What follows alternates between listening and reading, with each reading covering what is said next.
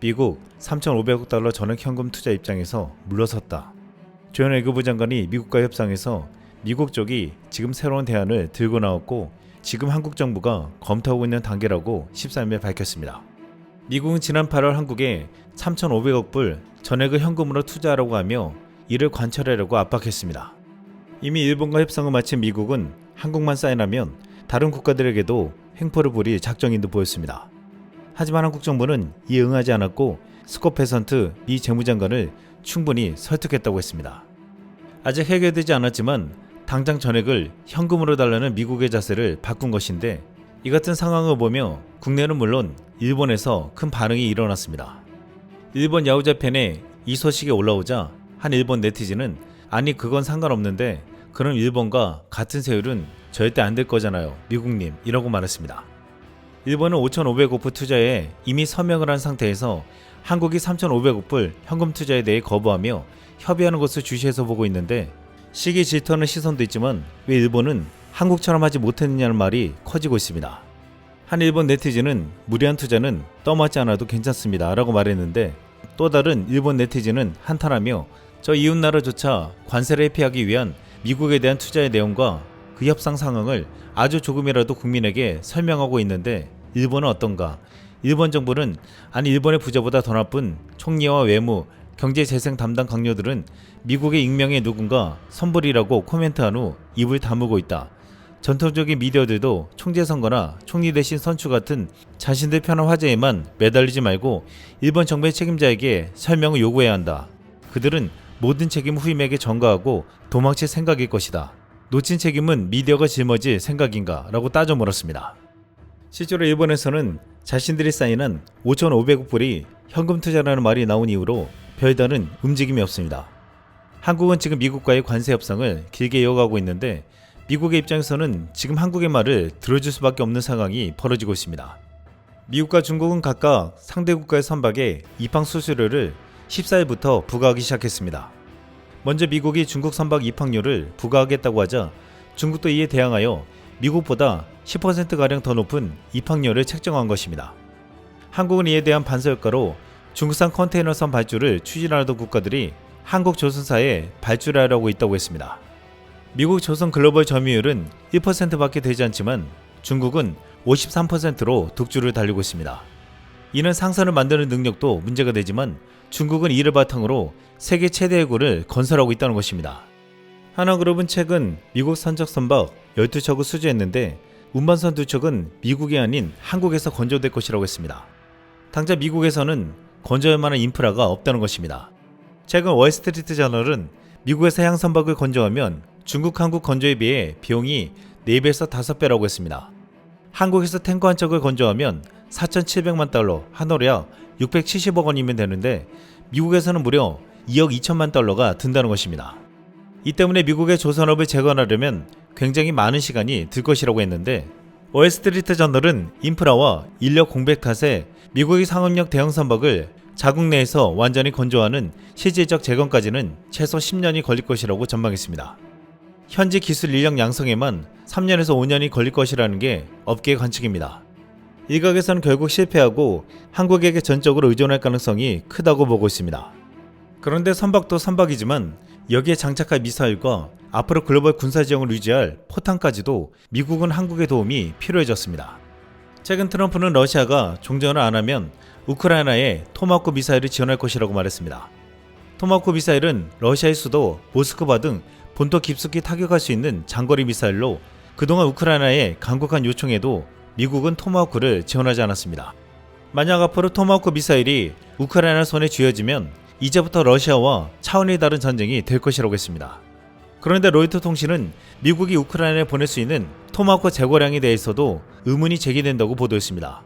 주로 군함에서 쏘는 토마호크 미사일은 이미 미해군 및 기타 용도로 배정되어 있는데 이 미사일의 생산과 훈련에 정통한 미군 관리들은 우크라이나에 보낼 만큼 충분한 비축분이 존재하는지에 대해 의문을 갖고 있다고 이 통신에 말했다는 것입니다. 미국의 입장에서는 미사일 생산량을 늘리는 중국에 대항하기 위해 미사일 보유고를 늘려야 하는 상황에서 미 군부에서는 큰 우려가 나오고 있습니다. 미국에서는 우크라이나 지원 말고도 지금 더 큰 우려가 나오고 있는데 최근 미국 테네시 폭발물 공장에서 치명적인 폭발 사고가 발생한 것입니다.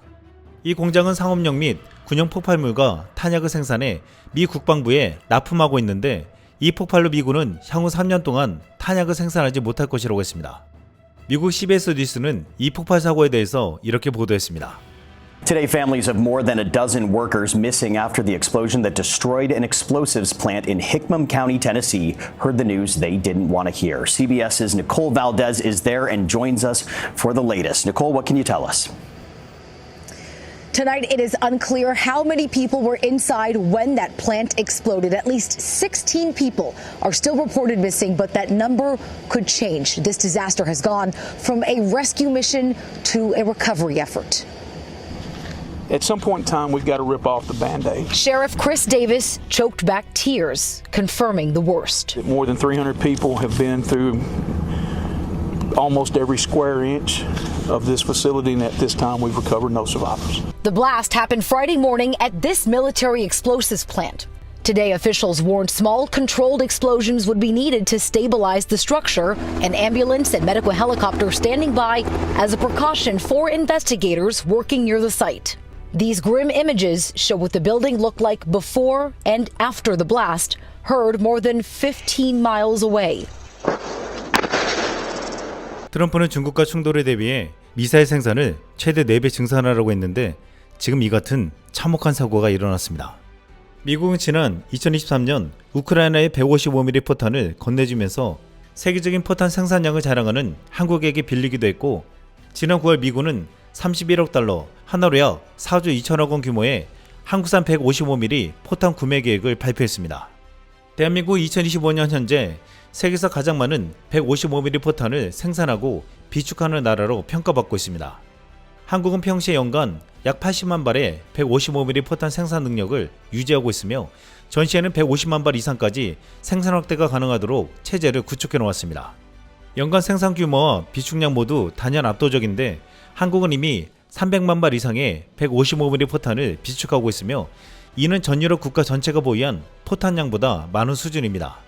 유럽은 1년 동안 30만 발밖에 생산하지 못하고 있습니다.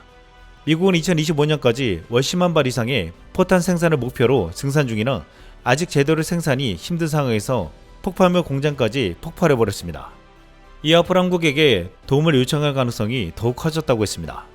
최근 국내에서는 환율이 크게 올라가면서 우려가 커지고 있는데 관세 협상이 지연되면서 피해를 보는 현대차에게는 유리한 상황이 되고 있습니다. 현대차는 미국에서 자동차를 팔면 달러로 받기 때문에 환율이 오르면 실적이 늘어나는 효과가 있는데 현재 환율 수준이 유지되면 관세로 인한 타격의 약 30%는 만회할 수 있다는 것입니다. 또한 대표적인 수출 품목 반도체와 국내 대형 조선 3사도 전체 물량의 90%를 수출하면서 달러로 대금을 받는데 고환율로 인해서 수혜를 입고 있다고 했습니다. 지금 트럼프가 전 세계를 대상으로 높은 관세를 물리면서 전부 외국 기업들이 낸다고 했지만 미 연구기관에서는 미국 소비자가 가장 많이 물게 될 것이라고 발표했습니다. 골드만삭스가 10일 발표한 보고서는 연말까지 미국 소비자가 전체 관세 비용의 55%를 부담하게 될 것이라고 추정했습니다. 지금 그동안 미국에서 외국 상품을 트럼프 관세로 인해서 6개월치 정도를 비축했는데 내년 초면 고물가 폭탄이 터질 것으로 예측하고 있습니다. 최근 미국 에너지 정보국에서 미국 전기요금 그래프를 발표했는데 올해만 20% 가까이 폭등했습니다.